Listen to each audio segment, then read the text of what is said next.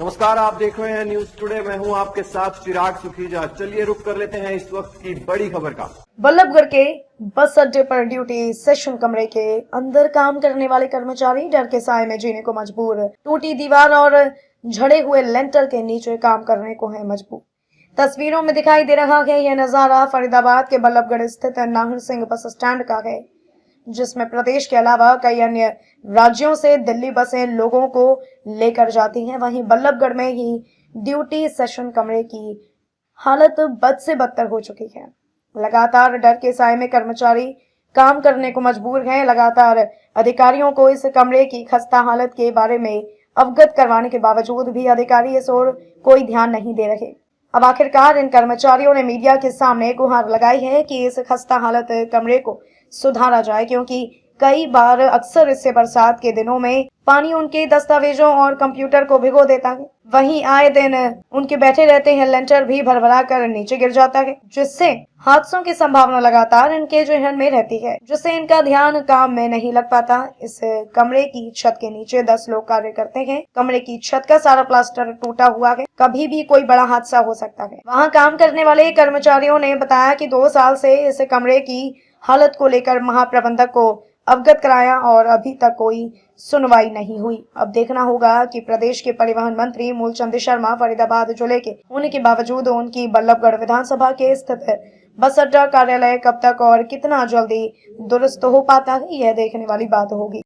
मेरा नाम हरीश सिंह है जी। हरीश जी, ये आप कमरा किसी जर्जर हालत में होगा, कभी कोई ना कोई हादसा हो सकता है, क्या आपने कभी इसकी शिकायत दी है? हाँ जी, इसकी शिकायत हमने कई बार दे चुके हैं जी। और हमने ये भी कहा कि अगर आप इसकी मरम्मत नहीं कराते तो हमारा रूम चेंज कर दो। अच्छा। लेकिन इस चीज़ के बारे में हमारी कोई सुनवाई नहीं है। कितने लोग काम करते हैं अब इस कमरे? इसमें इवनिंग मॉर्निंग टोटल लगा के 10 आदमी काम करते हैं। कहाँ तक शिकायत पहुँचाते हैं, किसको दी है अभी तक? हम तो अपने महाप्रबंधक को, सबसे पहले जो हमारा यहाँ डीलिंग हैंड है बिल्डिंग क्लर्क, उसी को अपनी शिकायत देते हैं। क्या परिवहन मंत्री मूलचंद शर्मा के पास आपने गए?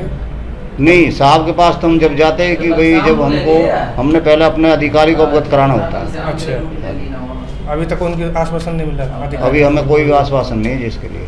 आप क्या चाहते हैं? वैसे ये चाहते हैं या तो इसकी छत को बदला जाए या हमारा रूम चेंज किया जाए, क्योंकि बारिश में, पूरी बारिश में अगर एक बार बारिश होगी कम से कम 10 दिन के लिए, ऐसे 10-15 दिन के लिए टपकता रहता है। इसमें सारे कागजात जो हमारे हैं वो सारे भीग जाते हैं।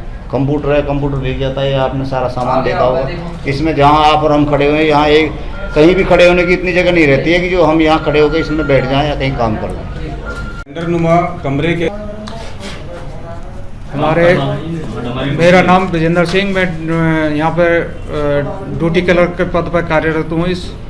और हमारा ड्यूटी सेक्शन में हम 10 आदमी कार्य कर रहे हैं। कार्य करने के बाद ये इसके बारे में कम से कम 2 साल हो गए मैं अवगत कराते वर्बली अवगत भी करा दिया, रिटर्न में भी दे दिया महाप्रबंधक महोदय जी को, लेकिन इसके बारे में कोई सुनवाई नहीं हुई आज तक भी किसी प्रकार के।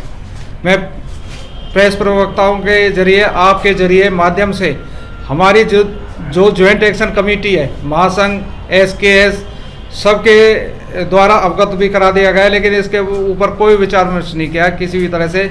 हमारा ये सुरक्षित रहे, हमारे कर्मचारी सुरक्षित रहे, आगामी भी भविष्य की तरफ कोई ध्यान नहीं दिया जा रहा। प्रदेश के परिवहन मंत्री मूलचंद शर्मा जी आप ही के जिले से हैं, क्या कहेंगे? उनको शिकायत दी गई है? परिवहन मंत्री जी कहते हैं आपके लिए बढ़िया वो कराए जाएंगे, रूम भी कराए जाएंगे, रेस्ट रूम भी कराए जाएंगे, लेकिन वो वहाँ से तो फोन पर आ जाता है जी हो जाएगा, लेकिन उसके प्रति कोई कार्रवाई नहीं होती। वो कभी जायजे दौरे पे आते हैं, कभी उनके दिखाए आपने ये हालत? वो तो जी डिपो में आते हैं, कई बार निरीक्षण बाहर से बाहर निकल जाते हैं। मंत्री हैं, प्रदेश मंत्री हैं, वो हर रूम में तो घुस नहीं सकते किसी भी तरह से, लेकिन अवगत जरूर करा दिया गया है। ये थी आज की कुछ अहम खबरें। फिलहाल इस बुलेटिन में बस इतना ही। अगर आपने अभी तक हमारे YouTube चैनल को सब्सक्राइब नहीं किया है तो सब्सक्राइब कर लीजिए, Facebook पेज को लाइक कर लीजिए, ताकि हर खबर आप तक सबसे पहले पहुंचती रहे। देखते रहिए न्यूज टुडे।